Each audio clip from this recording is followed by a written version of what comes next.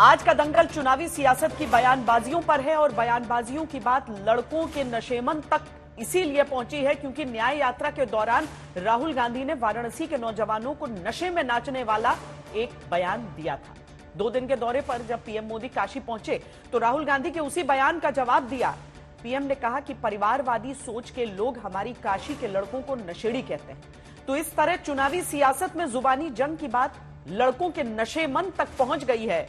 वैसे पीएम मोदी ने काशी के इस दौरे पर 3 बड़े दांव खेले हैं। एक तो कांग्रेस पर परिवारवाद को लेकर हमला किया है, दूसरे इंडिया गठबंधन को जात पात में बांटने वाला चुनावी गठबंधन बताकर वार किया है और तीसरा करीब 14,000 करोड़ रुपए की परियोजनाओं की सौगात के हवाले से विकास की गारंटी दी है। पीएम के इस बार के दौरे में एक विशेष कार्यक्रम रविदास प्रतिमा के अनावरण का भी था, तो इसे दलित वोट बैंक के लिहाज से भी देखा जा रहा है क्योंकि देश में 21 करोड़ से अधिक आबादी वाले दलित समुदाय के वोट का असर देश की 160 से अधिक लोकसभा सीटों पर पड़ता है और 2019 में देश की 77 SC/ST रिजर्व सीटों पर बीजेपी ने जीत हासिल की थी और अगर बीजेपी 370 के टारगेट पर चल रही है तो इस SC/ST सीटों के आंकड़े को अधिकतम की सीमा तक उसके लिए ले जाना जरूरी होगा। तो इन्हीं तमाम जीत के चुनावी गुणा गणित और सियासी बयानबाजियों को लेकर आज के दंगल में हम चर्चा करेंगे।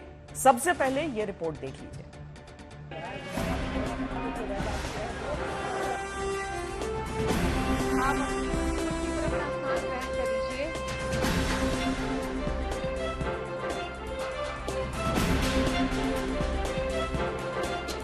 दो दिनों के दौरे पर काशी पहुंचे पीएम सुबह BHU में संसद संस्कृत प्रतियोगिता के विजेताओं को पुरस्कार देते हैं, फिर रविदास की विशाल प्रतिमा का अनावरण करते हैं, रविदास मंदिर में पूजा अर्चना करते हैं और दोपहर होते होते काशी क्षेत्र में 11,000 करोड़ की 23 परियोजनाओं का लोकार्पण और 3,000 करोड़ की दर्जन भर परियोजनाओं का शिलान्यास कर डालते हैं।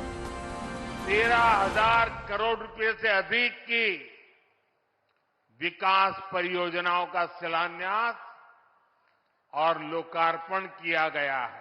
ये प्रोजेक्ट काशी के साथ साथ पूर्वांचल के, पूर्वी भारत के विकास को गति देंगे। अनेक क्षेत्रों से जुड़े अनेक विध काम है। इससे बनारस समेत पूरे पूर्वांचल के लिए नौकरी के बहुत सारे नए अवसर बनेंगे। लेकिन चुनाव के चंद दिनों पहले जब पीएम मोदी काशी की धरती पर पहुंचते हैं तो एक हाथ विकास की गारंटी देते हैं, दूसरे हाथ बीजेपी को दलित वोटों की वारंटी भी दिलाते नजर आते हैं।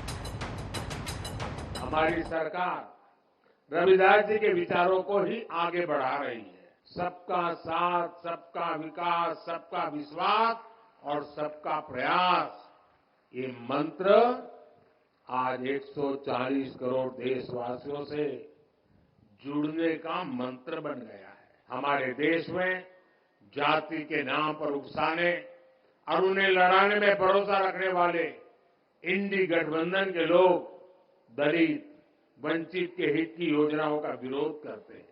ये अपने परिवार से बाहर किसी भी दलित, आदिवासी को आगे बढ़ने नहीं देना चाहते।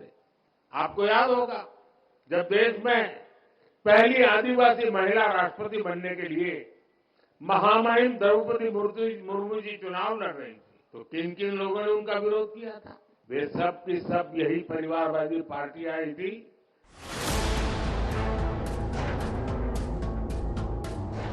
वाराणसी में पीएम मोदी का रविदास मंदिर जाना, रविदास प्रतिमा का उद्घाटन करना और समर्थकों की भीड़ को देख मिनी पंजाब बताने के पीछे दरअसल दलित वोट बैंक का बड़ा गणित है और उसका चुनावी असर क्या है वो इस आंकड़े से समझिए। 2024 से ही बीजेपी को दलित आदिवासी वोट भर भर कर मिल रहे हैं। 2014 में जहां बीजेपी को 40 अनुसूचित जाति की सीटें मिली और 27 ST सीटें मिली थी और वो 2019 में बढ़कर 46 अनुसूचित जाति की सीटें मिली और 31 ST सीटें मिल गई। जबकि जिस कांग्रेस को 2014 में अनुसूचित जाति की 7 और ST की 5 सीटें मिली थी वो 2019 में घटकर 5 SC सीटें और 4 ST सीटों पर सिमट गई। और वैसे भी करीब 21% दलित आबादी वाले जिस उत्तर प्रदेश से पीएम मोदी विरोधी दलों के गठबंधन को जात पात में बांटने वाला बताकर हमले कर रहे थे, उस उत्तर प्रदेश की भी कुल 80 सीटों में से आरक्षित 17 सीटों में से 14 पर बीजेपी का कब्जा है। और इसी वोट बैंक को बनाए रखने के लिए पीएम मोदी एक हाथ कांग्रेस पार्टी के ओबीसी गणना कार्ड के मुकाबले विकास का कार्ड रखते हैं, तो दूसरे हाथ राहुल गांधी के वाराणसी वाले बयान पर पलटवार भी कर डालते हैं। कांग्रेस के युवराज परिवार ने क्या कहा? वो कह रहे हैं और काशी की धरती पर आके कह रहे हैं, काशी के नौजवान, यूपी के नौजवान नशेड़ी हैं, जिनके अपने होश ठिकाने नहीं है।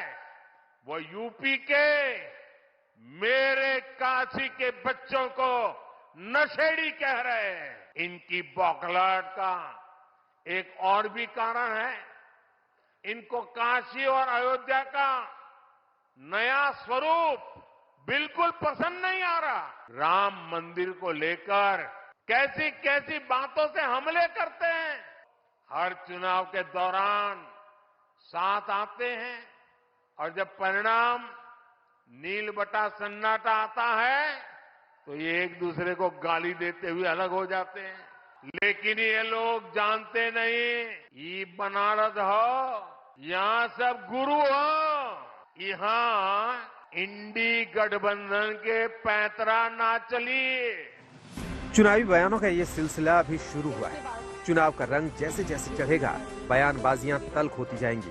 लेकिन अब तक के रुख से लगता है कि बीजेपी परिवारवाद, भ्रष्टाचार, जात-पात जैसे मुद्दों पर आक्रामक रुख रखेगी और विकास, राष्ट्रवाद और धार्मिकता जैसे मुद्दों को लेकर विश्वास की रणनीति पर चलने वाली है। आज तक ब्यूरो।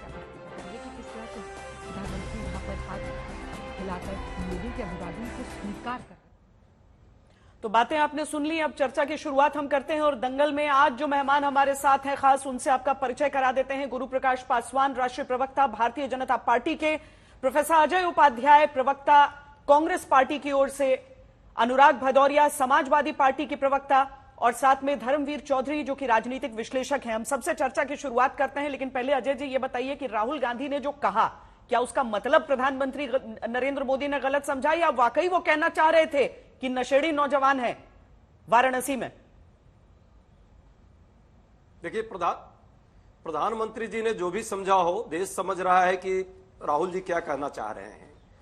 जिस तरह से बेरोजगारी पूरे देश में शीर्ष पर है और विशेष तौर पे उत्तर प्रदेश और बनारस के लोगों का हाल जो युवाओं का है, पूरा देश देख रहा है।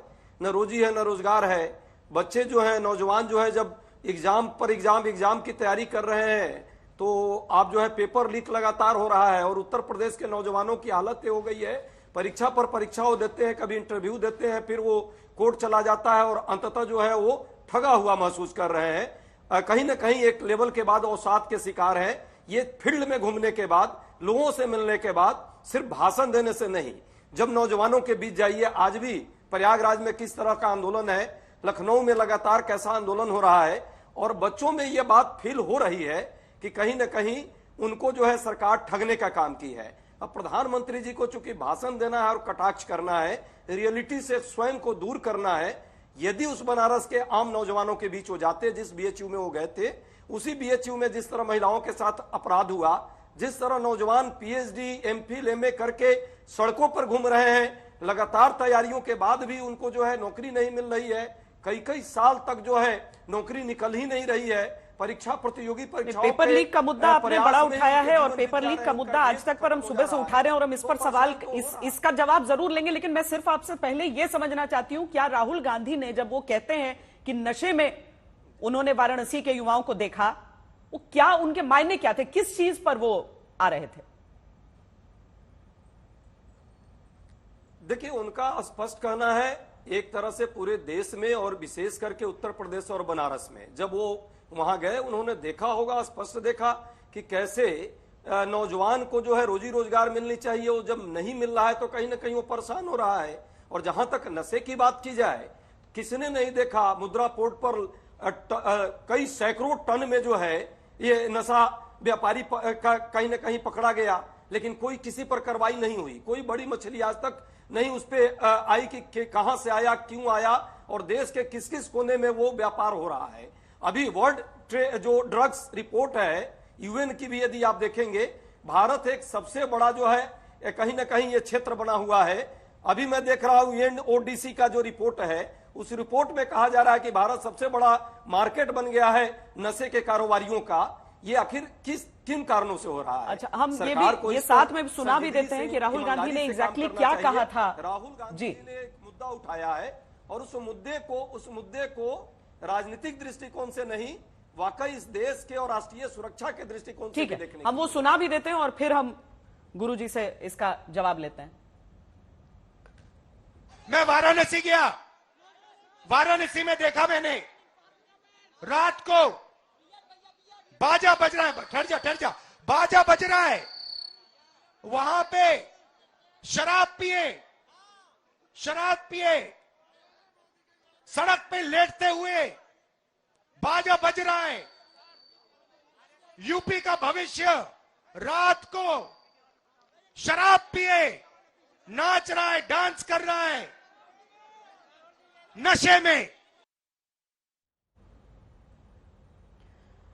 चलिए, तो ये ड्रग्स की बात नहीं थी, ये शराब की बात थी। और शराब के नशे में बारात में जाते हुए युवा क्यों नाच रहे थे। खैर, कांग्रेस प्रवक्ता के पास जाएं उससे पहले गुरु प्रकाश पासवान जी, आप ये समझाइए हमें कि यूपी में कम से कम 2 ऐसे शहर हैं अभी, लखनऊ और प्रयागराज, जहां पर युवा जो हैं वो लगातार आंदोलन कर रहे हैं, प्रदर्शन कह रहे हैं, भीख मांग रहे हैं, गिड़गिड़ा रहे हैं आपकी सरकार से कि पेपर लीक हो गया, हमारा भविष्य अधर में है। उनकी मांगों को कब सुना जाएगा? ये नशे वाली बात पर राजनीति शुरू होती है, लेकिन जरूरत उन युवाओं को एक नौकरी की है, अपने भविष्य की है। नहीं, देखिए श्वेता जी, सबसे पहले तो आज संत गाडगे जी के जन्म जयंती के अवसर पर हम श्रद्धा सुमन अर्पित करते हैं और संत शिरोमणि रविदास जी की जन्म जयंती की पूर्व संध्या पे देखिए आज का मुद्दा क्या है। और अगर हम देखेंगे तो 2014 के बाद से लगातार प्रधानमंत्री जी ने गरीब, किसान, महिला और युवा, इस पे सारी की सारी अपनी योजनाओं को केंद्रित किया है।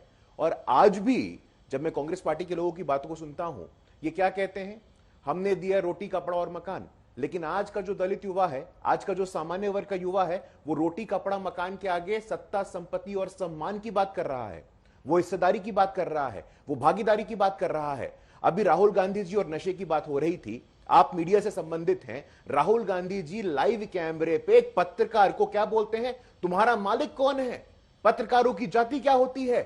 नशे में राहुल गांधी जी हैं या नशे में उत्तर प्रदेश का युवा है, मैं ये आपके और दर्शकों के विवेक पे छोड़ता हूं। कांग्रेस पार्टी एक प्रतिष्ठित राजनीतिक संगठन है और इस प्रतिष्ठित राजनीतिक संगठन का एक शीर्ष का नेता यदि इस प्रकार की सतही भाषा बोलता है, अपने वॉल्यूम को बढ़ाता है, सार्वजनिक रूप से तुम्हारा मालिक कौन है धक्का मुक्की करता है, ये कहता है कि ऐश्वर्या राय नाचती थी, अमिताभ बच्चन नाचता है, तो नशे में कौन है ये देश की जनता भली भांति जानती है। जहां तक मुद्दे की बात है, देखिए श्वेता जी, मैं स्पष्ट कर देना चाहता हूं, कुछ लोग हैं जिनको ये बात पचती नहीं है, ये इनको मैं नव सामंती कहता हूं।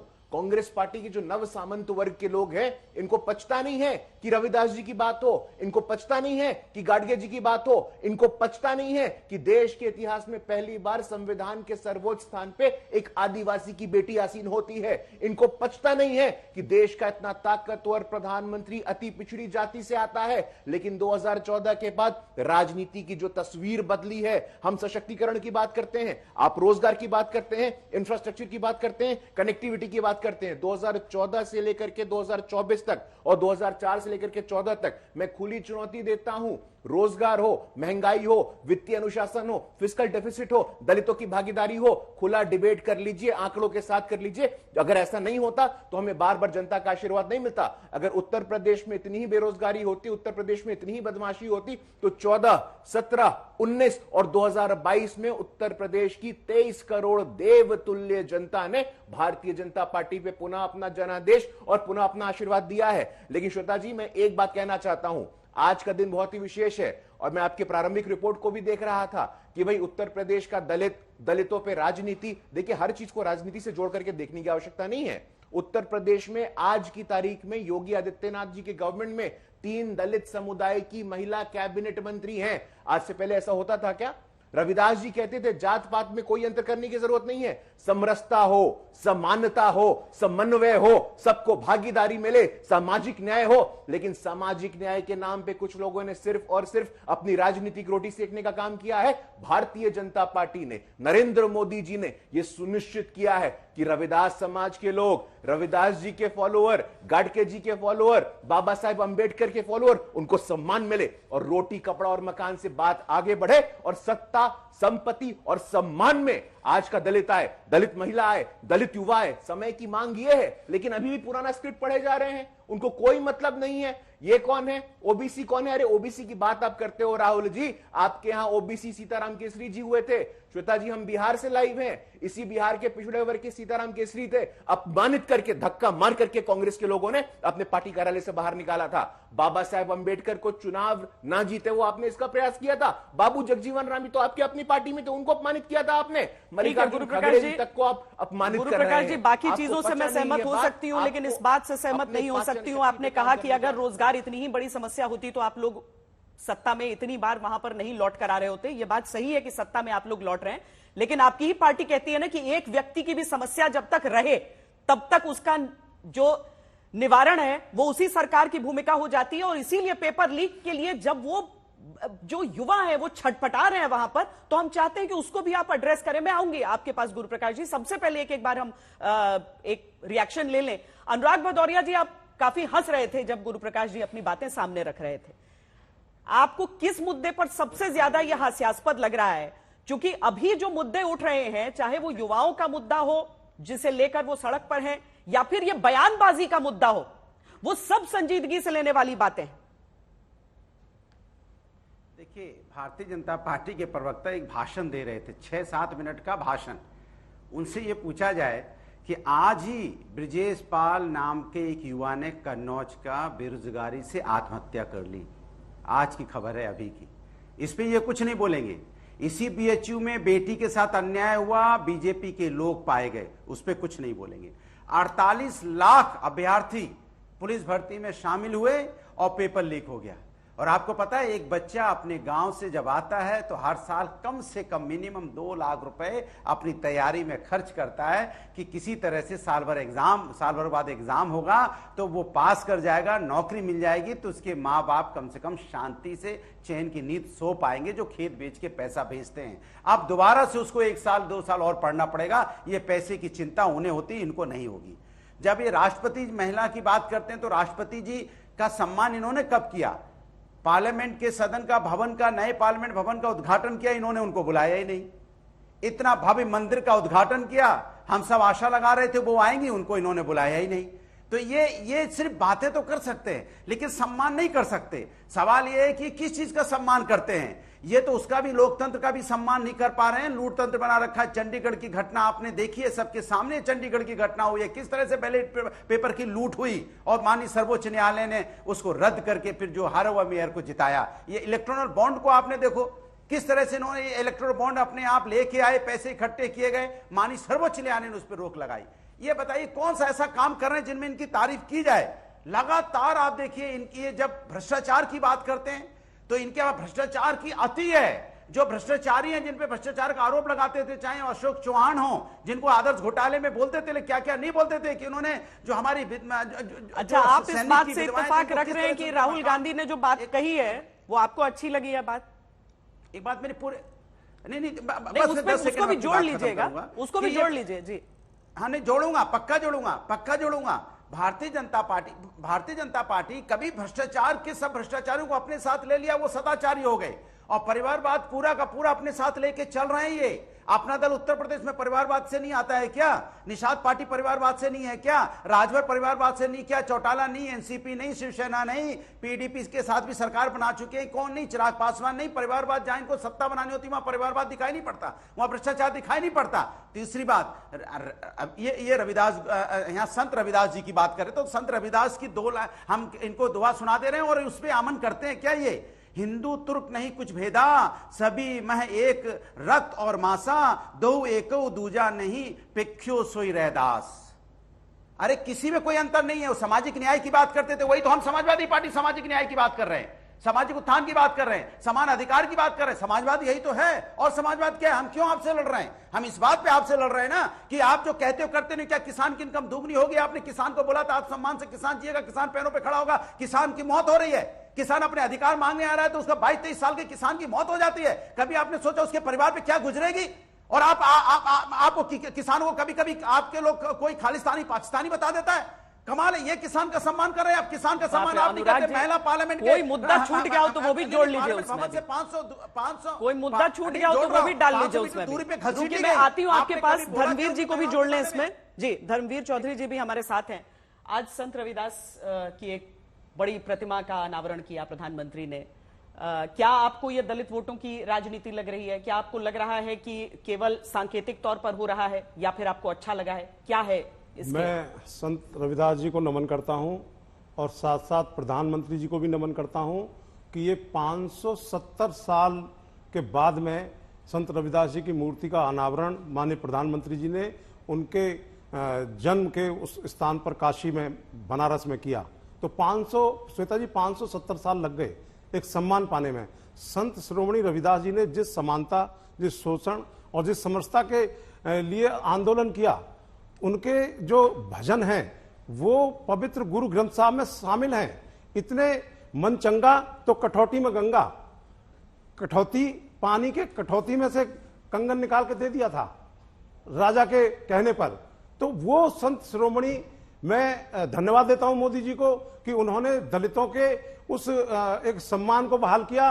और मैं आपके चैनल के माध्यम से जो ये अभी भदौरिया जी अपना प्रवचन ज्ञान यहाँ पेल रहे थे, मैं इनको कहना चाहता हूं कि मोदी जी ने तो राष्ट्रपति बना करके जो है एक आदिवासी समाज को सम्मान देने का काम किया, संत रविदास जी के लोगों को सम्मान देने का काम किया। लेकिन आप तो बहन जी की मूर्ति तोड़वा करके, उसकी गर्दन तोड़वा करके कौन सी समरसता पैदा करना चाहते हैं? आपका समाजवाद तो कैटरीना कैफ को सैफी में नचाने का काम करता है। सोने की बग्गी में बैठ करके आप जो है जो परेड का काम करते हैं और दलितों के ऊपर होने वाले अत्याचारों पर आप ठाके लगा करके हंसते हैं। अनुराग जी पूरा कर लेने दीजिए। आरक्षण में प्रमोशन के बिल को अनुराग जी आप बोल रहे थे तो कोई नहीं बोल रहा था दलितों से जो डिमोशन करा देते हैं। यही आपकी सामाजिक समझता है, यही आपका जो है समाजवाद है। तो ऐसे समाजवाद को मैं लात मारता हूं, आपके समाजवाद को, अनुराग भदौरिया जी। और ये दलित समाज के वोट आपको मिलने वाले नहीं है। आप पीडीए की दुहाई देते हैं, लेकिन सबसे ज्यादा धोखा आपने बहुजन समाज के लोगों को दिया है, दलित समाज के लोगों को दिया है। इसीलिए दलित समाज के लोग, ये अल्पसंख्यक समाज के लोग आपको जो है चुनाव में ठेंगा दिखा देंगे, ठेंगा दिखा देंगे। और मैं प्रधानमंत्री जी से, श्वेता जी, आपके माध्यम से दोनों हाथ जोड़कर निवेदन करूंगा कि मान्यवर साहब काशीराम जी को भी एक भारत रत्न से नवाजें, जो दलितों के मसीहा थे, जिन्होंने एक नारा दिया था दलितों ने, काशी तेरी नेक कमाई, तुमने सोती कौम जगाई। वही संत रविदास जी के मानने वाले, वही जो है बाबा साहब के मानने वाले दलित समाज के असंख्य लोग माननीय प्रधानमंत्री जी से निवेदन करते हैं कि वो मान्यवर साहब काशीराम जी को भी भारत रत्न से नवाजें और पेट में दर्द होने वाले लोगों के ज्यादा से ज्यादा पेट में दर्द करते हैं। और अनुराग भदौरिया जैसे लोगों को, जिनकी दुकान पीडीए के नाम पर चलाते हैं लेकिन दुकान के अंदर कोई सौदा नहीं रखते हैं, एक ही परिवार के लोगों को, ये कायस्थ परिवार को इन्होंने जो है राष्ट्रसभा में भेजने का काम किया। क्यों आपने ऐसा जुल्म किया राष्ट्रसभा के साथ में? जब आपके पास में 3 राज्यसभा के सांसदों के जो है वोट नहीं थे तो आपने 3 क्यों खड़े कर दिए? क्या कोई पैसा ले लिया क्या आरोप रंजन से? क्या जय बहादुर को आपने कोई कुछ मतलब धर्मवीर जी कौन सा रूप दिखाया? बता दीजिए आप मुझे। धर्मवीर जी ठीक है, आप इस बात से खुश हैं कि वहां पर संत रविदास की प्रतिमा बनी है? बिल्कुल। गुरु प्रकाश जी, हम आपके पास आए उससे पहले अजय उपाध्याय जी, गठबंधन जरूर है लेकिन जिस गठबंधन ने बीजेपी के लिए परेशानियां वहां पर खड़ी की थी, खासकर उत्तर प्रदेश की सीटों को देखते हुए, ये वो गठबंधन नहीं है। बहन मायावती बाहर हैं इस गठबंधन से, आरएलडी नहीं है इसके साथ। कांग्रेस और समाजवादी पार्टी ने पिछली बार कोई ऐसी चुनौती नहीं दी थी एनडीए को कि उन्हें इस बार बहुत ज्यादा परेशानी होगी। प्रधानमंत्री अगर वहां पर संत रविदास की प्रतिमा का अनावरण करते हैं और एक पूरे समाज से अपील करते हैं, और अभी तक के जो आंकड़े वोटों के, दलितों के जाते हुए पीएम मोदी के आने के बाद बीजेपी को दिखते हैं, क्या उसको लेकर परेशानी होती है? देखिए, अच्छा, उत्तर एक प्रदेश की जो मिनट, आप ही की सामाजिक पार्टी से जुड़ी एक खबर हम दे देते हैं कि राहुल गांधी की जो न्याय यात्रा है उसमें प्रियंका भी शामिल होंगी। राहुल गांधी की न्याय यात्रा में 24 फरवरी से प्रियंका गांधी भी शामिल होने वाली है, उनकी बहन भी शामिल होने वाली है। अभी बहुत सारी अटकलें हैं, जब से रायबरेली की सीट को सोनिया जी ने छोड़ा है उसके बाद ये चर्चा है कि क्या प्रियंका गांधी चुनाव लड़ सकती हैं अमेठी या रायबरेली से। तो आपको बता दें कि 25 फरवरी को राहुल और अखिलेश के साथ प्रियंका भी अब इसमें शामिल होंगी। जी अजय जी, आप अपनी बात रखिए।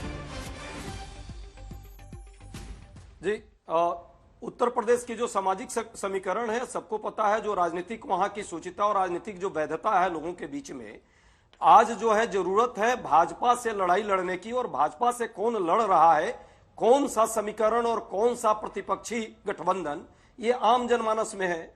उत्तर प्रदेश की जनता पूरा जानती है कि आज कांग्रेस और सपा का गठबंधन ही ईमानदारी से भाजपा से लड़ करके और भाजपा को केंद्र में सरकार बनाने से रोकने की स्थिति में है, और ये होगा। जहां तक बात, प्रधानमंत्री जी ने एक स्क्रिप्ट पढ़ा हुआ जरूर वो बार बार बोलते हैं, भाषण देते हैं, लेकिन सच्चाई पूरा देश और उत्तर प्रदेश जानता है कि उसी बनारस काशी में जिसको क्वेटो बनाने की बात तो करते थे, बुनकरों की क्या हालत है, मछुआरों के साथ क्या क्या अन्याय हुआ, हस्तकरघा उद्योग का क्या नेस्तनाबूद उसको कर दिया गया, और किस तरह लगातार वहां गांधी जी का जो सर्वोदय आंदोलन का केंद्र माना जाता था उसको कैसे लाठी डंडे के बल पर उनको कब्जा कर लिया गया और उसको तोड़ने का काम, पूरा बिल्डिंग को तोड़ने का काम किया। तो बनारस के लोग भी समझते हैं। उत्तर प्रदेश की जहां तक बात है, हमारे साथी प्रवक्ता जरूर बहुत सारी बात कर रहे हैं। संत शिरोमणि रैदास जी क्या कहते थे, विचारों की श्रेष्ठता की बात तो करते थे, अहंकार मुक्त समाज और व्यक्ति की बात करते थे। क्या भाजपा उनके विचारों के एक अंश को भी अपनाने की स्थिति में है, इंक्लूडिंग प्रधानमंत्री जी? इतना अहंकार है, देश का किसान सड़कों पर लाठी डंडों से पीटा जा रहा है, कील और कंक्रीट की दीवारें खड़ी कर दी गई है, लेकिन प्रधानमंत्री जी उन किसानों के लिए एक शब्द नहीं बोल पा रहे हैं।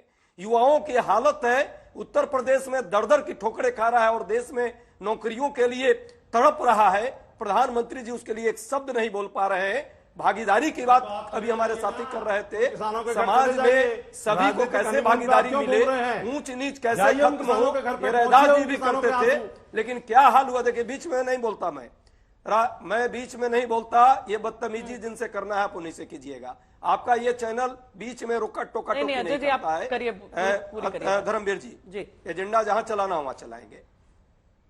जो कहते थे रैदास जी, उनके विचारों के प्रति कौन समर्पित है और कौन सिर्फ उनको वोट के लिए, अंतिम समय में जब चुनाव आया है 10 साल बाद, प्रधानमंत्री जी बनारस में 10 साल से सांसद है, लेकिन अभी 10 दिन पहले उनको याद आया जब नोटिफिकेशन होने वाला है, तब रैदास जी की शरण में गए। चलिए अच्छा लगा, कम से कम ईश्वर उनको सद्बुद्धि दे, संत शिरोमणि के विचारों के आंशिक अंश को अपनाए और समाज में जो ऊंच नीच है, गरीबी और अमीरी की जो एक खाई पैदा कर दी है उन्होंने, सिर्फ अपने मित्रों के लिए सारी सुविधाएं पूंजीपतियों के लिए दे दी है। देश का एक बड़ा वर्ग जो है गरीब निर्धन से निर्धनतम की तरफ जा रहा है।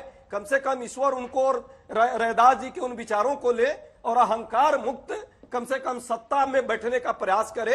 अहंकार से बहुत युक्त है। आज भी आपने देखा कैसे एक रिपोर्ट आई है कि कैसे 30 भारत की कंपनियों को हफ्ता वसूली गैंग जो इनका है ईडी सीबीआई आईटी, उसने जबरदस्ती करके और 335 करोड़ रुपए जो है भाजपा के खातों में डलवाया है और वो केस एज इट इज लटका के रखा है ताकि और भी आगे उनसे हफ्ता वसूली की जा सके। ऐसे सैकड़ों केस हैं। लोकतंत्र को तोड़ने के लिए और पार्टियों को खत्म करने के लिए लगातार यह हफ्ता वसूली गैंग काम करता है। कम से कम सदाचारिता और सद्व्यवहारिता सिर्फ भाषण में नहीं, भावना में आनी चाहिए और देश का लोग ये जागरूक है। लोकतंत्र और संस्थाओं की रक्षा के लिए सभी लोग तैयार हैं।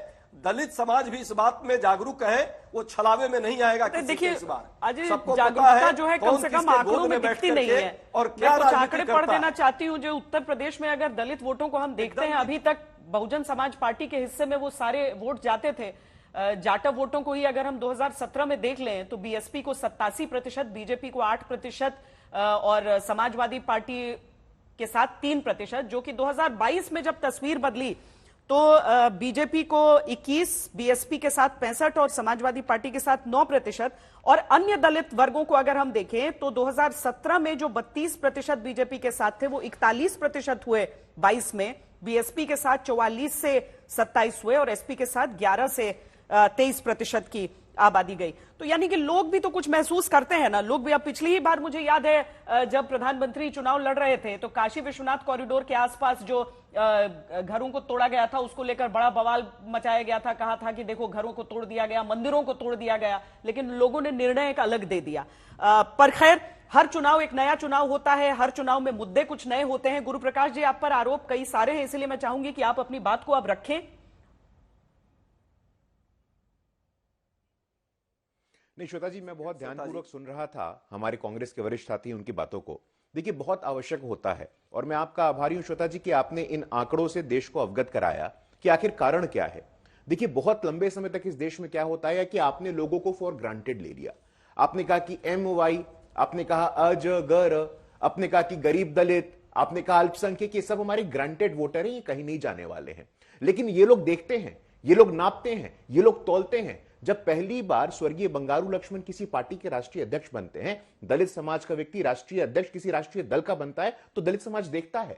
जब पहली बार भारत के इतिहास में चीफ इंफॉर्मेशन कमिश्नर, केंद्रीय सूचना आयुक्त एक दलित समाज का व्यक्ति बनता है, तो दलित समाज देखता है। जब पहली बार 9 दलित समाज के केंद्रीय मंत्रिमंडल के सदस्य बनते हैं, तो दलित समाज देखता है।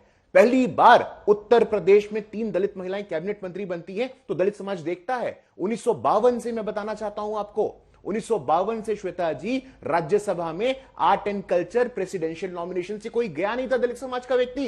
पहली बार तमिलनाडु के पद्मश्री इलैया राजा जी होते हैं, एल मुरुगन जी होते हैं। तो तमाम ऐसे आंकड़ों को, तमाम ऐसे भागीदारी को देख करके सिर्फ ओबीसी ओबीसी ओबीसी बोलने से नहीं होता है, आपको करना पड़ता है जी। आप लगातार, बाबा साहेब अंबेडकर का देहांत कब होता है? 1956 में। 40 साल से ज्यादा का समय लगा। श्वेता जी, आज दलित समाज, वंचित समाज, बहुजन समाज जिसको अपना मसीहा मानता है, आपने भारत रत्न नहीं मिलने दिया उनको। नेहरू जी ने भारत रत्न स्वयं को दे दिया, इंदिरा जी ने भारत रत्न स्वयं को दे दिया, लेकिन बाबा साहेब अंबेडकर को भारत रत्न तब मिलता है जब भाजपा समर्थित सरकार केंद्र में बनती है। तो मुझे बोलने की आवश्यकता नहीं है आखिरकार क्या कारण है कि कांग्रेस का पतन हो रहा है, आखिरकार क्या कारण है कि दलित, पिछड़े, वंचित, पीड़ित, शोषित वर्ग जो है ये कांग्रेस से दूर जाते जा रहे हैं। ये पहली बार नहीं हुआ है। संत रविदास हो, महाराजा सुहेल देव हो, झलकारी बाई हो, लक्ष्मीबाई हो, दक्षिण में अंकली हो, तिरुकुरल हो, सब के सब पहली बार इनको सम्मान का दर्जा मिला है। तो अब मिला है, हम कोई ऐसा वोट के लिए नहीं करते हैं। और मैं बहुत अच्छी बात मैं सुन रहा था कांग्रेस के साथी की कि लोकतंत्र की रक्षा, संस्थानों की रक्षा। 1966 का साल था, सदन के बाहर में गौ हत्या के विरोध में संत समाज के लोग आंदोलन कर रहे थे, गोलियां चलवा दी थी आप लोगों ने। लोकतंत्र के संस्थानों की बात करते हैं श्वेता जी, एकमात्र बार, एक बार इस देश के इतिहास में आपातकाल लगा है, और किसने लगाया है? बिना मर्जी के इनवॉलेंटरी नसबंदी किसने कर दी थी? तो हमें आपसे लोकतंत्र का पाठ पढ़ने की आवश्यकता नहीं है। एक ही परिवार का व्यक्ति आपके यहां शाश्वत अध्यक्ष होता है, ऊपर से लेकर के नीचे तक। श्वेता जी आप देखिए, अनुराग भदौरिया आपसे कह रहे हैं ना कि आप लोग अपने सहयोगी दलों के परिवारवाद को भी नहीं देखते हैं। वो सब कई चीजें हैं जिस पर आप कन्वीनियंटली दूसरी तरफ देखने लगते हैं। अनुराग भदौरिया, आप लेकिन जिन मुद्दों को बोल रहे हैं, और धर्मवीर जी ने जो मुद्दे उठाए, मैं चाहती हूं कि आप उस पर भी जवाब दें। मैं बोल रहा हूं, देखिए संत रविदास जी की क्या मंशा थी, क्या चाहते थे समाज के अंदर में। तभी तो मैंने पहली उनकी 2 लाइन आपको सुनाई थी, हिंदू तुर्क नहीं कुछ भेदा, सभी में एक रक्त और मांसा। किसी में कोई अंतर नहीं है, धर्म की राजनीति नहीं होनी चाहिए, सब एक हैं, सभी एक हाड़ मांस के बने हम इंसान हैं, व्यक्ति हैं। तो भारतीय जनता पार्टी ऐसा क्यों नहीं समझती? क्यों यहां पे जाति धर्म को राजनीति करके अपने आप को सत्ता पे हासिल करना चाहती है? क्यों नफरत की राजनीति करती, विकास की राजनीति पे जोर क्यों नहीं देती? यही तो चाहते हैं। जाति की राजनीति, सामाजिक न्याय की बात करते थे, तो हम जाति की राजनीति सिर्फ एक पार्टी नहीं करती है इस देश में। मतलब सुन तो लीजिए, सामाजिक न्याय की बात करते थे, तो हम उनके सामाजिक न्याय की बात कर रहे हैं ना, और सामाजिक न्याय की बात नहीं करते। तो आप बताइए कि हम जो इटावा से पहली बार सांसद हमने बनाया था ना आदरणीय काशीराम जी को, क्योंकि हम चाहते थे समाज का हर वर्ग पार्लियामेंट के अंदर पहुंचे, ये हमारी मंशा है। और हम हमेशा पीडीए की बात क्यों करते हैं? क्योंकि हम चाहते हैं कि समाज का हर वर्ग को आगे बढ़ने का मौका मिले और समाज के अंदर विकास की राजनीति हो। तो ये कभी इस पे बात क्यों नहीं करते? ये हमेशा इस बात पे जोर क्यों देते हैं कि ये इस बात पे जोर किसानों की, आप देखिए किसानों की बात होगी तो चर्चा नहीं करेंगे, किसानों पे भी कुछ नहीं बोलेंगे, महिला समस्या पे भी ये कुछ नहीं बोलेंगे, ये भ्रष्टाचार पे भी कुछ नहीं बोलेंगे, युवा के रोजगार पे भी कुछ नहीं बोलेंगे। जब यहाँ पे हमारे सैनिक जिनको इन्होंने अग्निवीर में भर्ती किया वो रोड पे आते तो उनके बारे में कुछ नहीं बोलेंगे, आरक्षण को लेकर लोग रोड पे आते हैं उस पर कुछ नहीं बोलेंगे, वकील अपने अधिकार के लिए आते हैं उस पर कुछ नहीं बोलेंगे। समाज का हर वर्ग तो अधिकार मांग रहा रोड पे। अरे लखनऊ में आइए तो अधिकार, यहाँ पे छात्र बैठे हुए अपने अधिकार के लिए सालों साल से बैठे हुए, ये किसी का अधिकार ही नहीं देते। ये सिर्फ हमारा आपका ध्यान जो असली मुद्दे समाज के उसे भटकाने की बात करते हैं। तो मैं कहता हूं संतों का ही संत जो हमारे रविदास जी थे उनके आचरण को ही अपना लीजिए ना। कितने महान व्यक्तित्व था कि सोचिए गुरु ग्रंथ साहब में भी उनकी पंक्तियां को अडॉप्ट किया कि उन्होंने इतनी अच्छी बातें कही। और आप जब किसान धरने पे आता है या किसान किसी भी वर्ग का होता है तो आप उनको किस संबोधन से बुलाते हो? तो कम से कम गुरु हमारे जो संत रविदास जी थे उनके आचरण को तो अपनाओ ना। जैसे प्रभु राम के आचरण को नहीं अपनाएंगे लेकिन उनकी बात करेंगे, आचरण को नहीं अपनाएंगे। अरे आचरण अपनाइए, वो तो हमेशा न्याय की बात करते थे, आप अन्याय की बात क्यों करते हो? आप डिवाइडेड रूल क्यों करना चाहते हो? आप प्रभु राम की बात करोगे, बच्चों की बात नहीं करोगे उनके।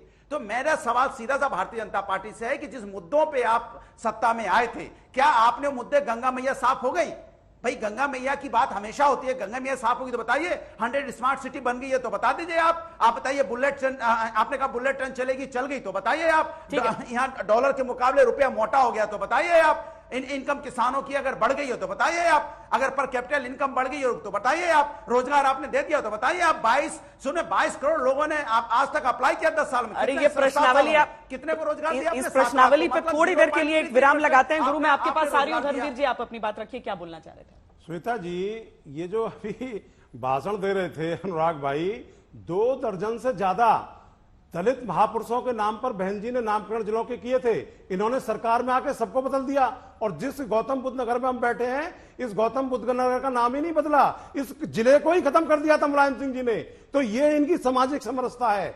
ये जब सत्ता में आते हैं तो सबसे ज्यादा दलितों पर अत्याचार होते हैं। ये जब सत्ता में आते हैं तो जो है दलितों का डिमोशन हो जाता है। ये जब सत्ता में आते हैं तो बहन जी के ऊपर गेस्ट हाउस कांड करा करके उनको मारने का प्रयास करते हैं। बहन जी ने अपने एफिडेविट में कहा था सुप्रीम कोर्ट में कि समाजवादी पार्टी के गुंडों ने मेरी जान लेनी चाहिए। ये इनकी सामाजिक न्याय एकता है। और हमारे अभी इन्हीं की पार्टी की पल्लवी पटेल ने ऐलान कर दिया उस शहर ने कि मैं जो है इनके जो 2 प्रत्याशी हैं राज्यसभा के उनको वोट नहीं करूंगी राज्यसभा में। तो ये इनका दोहरा चरित्र इनके विधायक ही बोल रहे हैं। लेकिन मैं श्वेता जी बड़े दुख के साथ कह रहा हूं कि 17% की आबादी इस देश में दलितों की है। 71% दलितों के पास में इस देश में 1 इंच की जमीन नहीं है। लेकिन आज जो सरकार दलितों के बारे में सोच रही है, मैं समझता हूं कि ये एक जो है परिवर्तन है और इस परिवर्तन का स्वागत करना चाहिए। और तहे दिल से मैं मोदी जी का धन्यवाद दूंगा कि रविदास जी को उन्होंने याद किया, उनकी संपूर्ण संध्या पर। तो ये और जो छतम जो सामाजिक समरसता की बात करते हैं अनुराग भदौरिया जैसे, समाजवादी पार्टी जैसे, ये कांग्रेस का भी दोहरा चरित्र है कि इन्होंने बाबा साहब को जो है लोकसभा जाने से रोका था। और जब बाबा साहब को भारत रत्न मिल रहा था तो कांग्रेस ने उस तत्कालीन बीजेपी सरकार को गिरा दिया था। तो ये इनका दोहरा चरित्र है। आज ये जो है वोटों के लिए दोनों पार्टियां उत्तर प्रदेश में मारी घूम रही हैं, लेकिन दलित समाज के वोट, ओबीसी समाज के वोट, मुस्लिम समाज के वोट इनको मिलने वाले नहीं है। श्वेता जी मैं आपको बता दूं, क्योंकि ये जो है इनकी नीति और नियति में फर्क है। अजय जी बताइए, क्या दलित समाज भरोसा नहीं कर पाएगा आपके इस गठबंधन पर जो वो कह रहे हैं? दो बातें हैं श्वेता जी। एक तो ये जातीय आंकड़े का जो आकलन हो रहा है, मुझे बड़ा आश्चर्य लगता है। मैं तो प्रोफेसर हूं, रिसर्चर हूं, मुझे आज तक कहीं ये दिखा नहीं कि जातीय मतदान होता है कि लोग आके बता देता है इतना प्रतिशत इसको, इतना प्रतिशत इसको। तो ये एकदम एक तरह से भ्रम फैलाने वाली बात है, जो भी आपकी रिपोर्ट हो या हमारे साथियों की रिपोर्ट हो। जहां तक बात अभी बाबा साहब अंबेडकर जी के बारे में जो ये लोग इतना बड़ा ज्ञान लेकर बैठे हैं और चैनल पर सरेआम झूठ बोल रहे हैं और भ्रम फैला रहे हैं। जरा नहीं, इनसे देखिए, पूछिए सुनिए। आपने जो है कि वो जो है अच्छा, जब एक विरोध मिनट, छोड़ एक कर आए, मिनट। कौन सी पार्टी थी? अरे एक मिनट सुनिए ना, बीच में नहीं अजय जी, बोलता। अजय जी। मैं बीच में नहीं चिल्लाता हूँ। धर्मवीर जी, एक मिनट। रोक दिया था आपने। धर्मवीर जी, एक मिनट। तो रुकिए, इनकी आवाज नहीं, को देखिए, रुकिए वो दूसरों पर नहीं बोल रहे हैं, अभी मत। ये स्टूडियो देखिए, वाला कोई नहीं सुन पाएगा। आपका दोहरा चरित्र है। नहीं, मैं अपनी बारी में बोलता हूँ। अजय जी, मैं सिर्फ ये चीज स्पष्ट मैं कर रही अपनी हूँ, बारी में आंकड़ों पर बोलता आपने हूँ, सवाल ये उठाया चिल्ला था। रहे हैं, कुछ जो सर्वे एजेंसीज होती हैं जिनके आंकड़े होते हैं सार्वजनिक, ये सीएसडीएस के आंकड़े हैं जो हम आपके सामने रख रहे थे। जी, आप अपनी बात अब पूरी कीजिए। जी, फर्जी हैं। जाटो ठीक है। और दलित कब किसको किया? हाँ, बाबा साहब अम्बेडकर के बारे में भाजपा के साथी और भाजपा के प्रवक्ता दोनों जो है यहाँ भ्रम फैला रहे हैं। अरे भैया, बाबा साहब अम्बेडकर साहब को कानून मंत्री क्या भाजपा और संघ ने बनाया था, या ये जो यहाँ बैठ के ज्ञान दे रहे हैं इन्होंने बनाया था, ये कांग्रेस पार्टी ने बनाया था? ड्राफ्टिंग का काम जो है संविधान के ड्राफ्टिंग, देश के सबसे ईमानदार प्रधानमंत्री को आपने कुर्सी से बेदखल कर दिया था। आपातकाल इस देश में किसने लागू किया था? अच्छा अजय जी, उनको बात पूरी करने दीजिए। धर्मवीर जी, ये दलाली करने वाले भाजपा के लोग यहाँ बीच में बुला रहे हैं। देखिए, दूसरी बात, संविधान का काम निर्माण का पावन काम है, वो किसने दिया था संविधान सभा में? ये कांग्रेस के लोगों का ही और नेहरू जी और गांधी जी का ही चरित्र था। अन्याय यात्रा है संविधान ही नहीं बनता। ये शराबी बता रहे हैं। काशी की पवित्र संविधान धरती ही नहीं बनता। को, ये काशी की पवित्र धरती को शराबी बता रहे हैं। आपने तो राम मंदिर का भी विरोध किया। आपने भारत रत्न मिला कर्पूरी ठाकुर को, चौधरी चरण सिंह जी को, भाजपा के नरसिम्हा को, उनका भी विरोध किया आपने। भाजपा के आपने क्यों नहीं दिया था 60 सालों में? धर्मवीर चौधरी बैठ करके यहाँ पर आप जो है बकवास करेंगे और हम आपकी बकवास को सुनेंगे। एजेंट यहाँ बैठ के चिल्ला रहे हैं, ये बकवास बंद कीजिए। मैं बीच में बकवास नहीं सुनता, ना मैं बीच में चिल्लाता हूं। शांति बरतिए, आप मेरे बात को रहने दीजिए। दलित आदिवासियों पर अभी हाल में मूत्र विसर्जन का काम किसने किया और उसका क्या हाल हुआ है, पूरा देश देखा है। उत्तर प्रदेश और देश के दलित की आंकड़े की बात कर रहे हैं। भागीदारी कितनी दलितों की है, दलित कानून में संशोधन किसने किया, किस तरह आदिवासियों के जल जंगल जमीन को खत्म करने का प्रयास किया, पूरा देश देख रहा है। ठीक है, दिखाने के हाथी के समय खत्म हो रहा है। गुरु प्रकाश जी, आप भी अपनी बात जल्दी से रख लीजिए। Closing comments. पूरा देश देख रहा है। मायावती जी के साथ भी जो है, जो अब जिस तरह से उनको बंधक, ऐसा है। नहीं, आप अब सुन लीजिए भैया। नहीं, आप अजय जी संक्षेप में गुरु प्रकाश जी, ऐसा है कि आप लोगों ने फॉर ग्रांटेड लिया है। और मुझे नहीं, श्वेता जी, मुझे बहुत दुख होता है। श्वेता जी, मुझे बहुत दुख होता है जब ये कहते हैं कि हमने बाबा साहब, श्वेता जी, हमें बहुत दुख होता है, हमें बहुत पीड़ा होती है जब ये कांग्रेस के लोग कहते हैं कि हमने बाबा साहेब अम्बेडकर को कानून मंत्री बना दिया। हमें बहुत दुख होता है जब समाजवादी पार्टी के लोग कहते हैं कि हमने मान्यवर कांशीराम जी को सांसद बना दिया। अरे आप कौन होते हैं बनाने वाले? इसी सामंती मानसिकता से तो लड़ने की जरूरत है। अरे देश के लोगों ने बनाया है, कम से कम इतना तो बोलिए आप। समय इतना ही है, दलित वंचित समय इतना ही है दंगल में। आज के लिए इतना ही। बहुत धन्यवाद आप सबका इस चर्चा में जुड़ने के लिए। देश और दुनिया की तमाम खबरों के लिए देखते रहिए आज।